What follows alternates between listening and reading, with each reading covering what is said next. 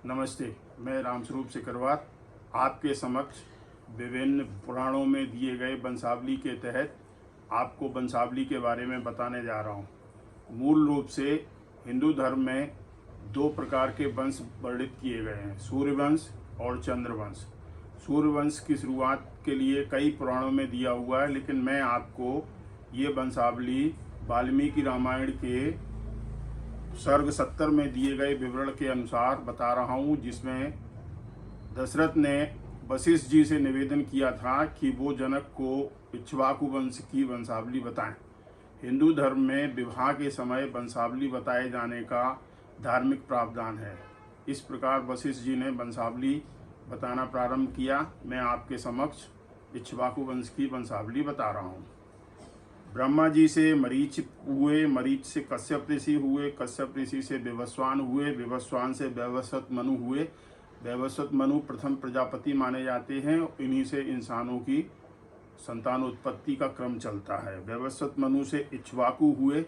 इक्ष्वाकु जो हुए, ये इक्ष्वाकु की वजह से इक्ष्वाकु वंश कहलाता है। इसमें आगे चल के बहुत सारे कुल विभाजित हो गए। इक्ष्वाकु के पुत्र कुच्छी हुए, कुच्छी के पुत्र विकुच्छी, उनके पुत्र विकांतिमान, उनके पुत्र बाण, और फिर उनके पुत्र अनरंड हुए, जिन्हें रावण ने लंका अयोध्या में मार दिया था। और उस समय उन्होंने रावण को श्राप दिया था कि एक दिन मेरे वंश में उत्पन्न कोई राजकुमार तुम्हारी हत्या करेगा। अनरंड के पृथु हुए, जिसके नाम से ये पृथ्वी जानी जाती है। पृथु के त्रिशंकु हुए, जिन्हें सदैव स्वर्ग जाने का बहुत प्रेम लगा और ये बीच में लटक गए और इनकी लाड़ से कर्मनाशा नदी बहती है।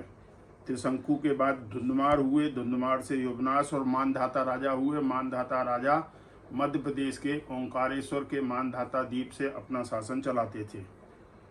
उस मानधाता के पुत्र सुसंदी, सुसंदी के पुत्र ध्रुवसंदी, ध्रुवसंदी के पुत्र भरत, भरत के पुत्र असित हुए।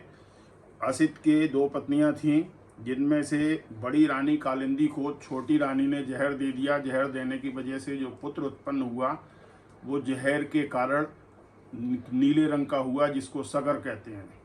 सगर के 60,000 पुत्र हुए, जिन्होंने अश्वमेध यज्ञ किया था और वो अपने घोड़े को ढूंढते ढूंढते कपिल मुनि के आश्रम में गए थे, जहाँ कपिल मुनि ने उन्हें भस्म कर दिया था। सगर के पुत्र असमंजस हुए। असमंजस के पुत्र अंशुमान हुए, जिन्होंने अपने पुरखों को तारने के लिए बहुत प्रयास किया लेकिन नहीं सफल हुए। अंशुमान के पुत्र दिलीप हुए। दिलीप के दो पत्नियां थीं और दोनों पत्नियां जब समाप्त हो गईं तो उनको एक पुत्र उत्पन्न हुआ, जिसका नाम भागीरथ है। भागीरथ ने प्रयास करके स्वर्ग से गंगा लाने के लिए तपस्या प्रारंभ की और वो गंगा लाने के लिए सक्षम भी हो गए, लेकिन गंगा जी का कथन था कि उन्हें पृथ्वी पर धारण कौन करेगा। तब उन्होंने महादेव जी की तपस्या की और महादेव जी ने गंगा जी को अपनी जटाओं में धारण किया था। भागीरथ के पुत्र ककुत्स हुए, जिनकी वजह से ये ककुत्स वंश कहलाया। ककुत्स के पुत्र रघु हुए। रघु के नाम से ये रघुकुल कहलाता है। इस प्रकार से कुल वंश से छोटा होता है। रघु के समय पर एक ऋषि ने उनसे स्वर्ण मुद्राएं मांगी, लेकिन वो अपने अश्वमेध यज्ञ में सारा संपत्ति दान कर चुके थे। इसलिए स्वर्ण मुद्राएं देने के लिए उन्होंने कुबेर पर चढ़ाई की। इससे उनकी प्रसिद्धि फैली, तब से ये रघुकुल कहलाता है। रघु के पुत्र प्रबुद्ध हुए। प्रबुद्ध से संखण, सुसर्ण, अग्निवर्ण, शीघ्रक, मरु, प्रसुम, अम्बरीश। अम्बरीश की कथा फेमस है, बहुत प्रसिद्ध है, जिसमें उन्होंने दुर्वासा ऋषि को श्राप दे दिया था। दुर्वासा ऋषि को इस श्राप से बचने के लिए भगवान हरि की शरण में जाना पड़ा। हरि ने चक्र छोड़ा था। जब वो वापस अम्बरीश के शरण में आए तब जो है उनको उससे मुक्ति मिली।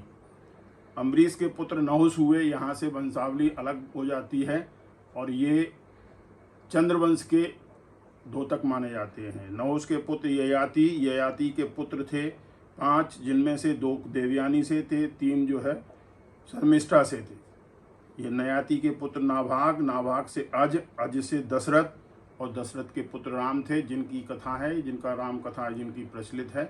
राम के 2 बेटे थे, राम 4 भाई थे। रामायण की कथा ये है। ये पूरी वंशावली वाल्मीकि रामायण के सर्ग 70 में वर्णित है। धन्यवाद।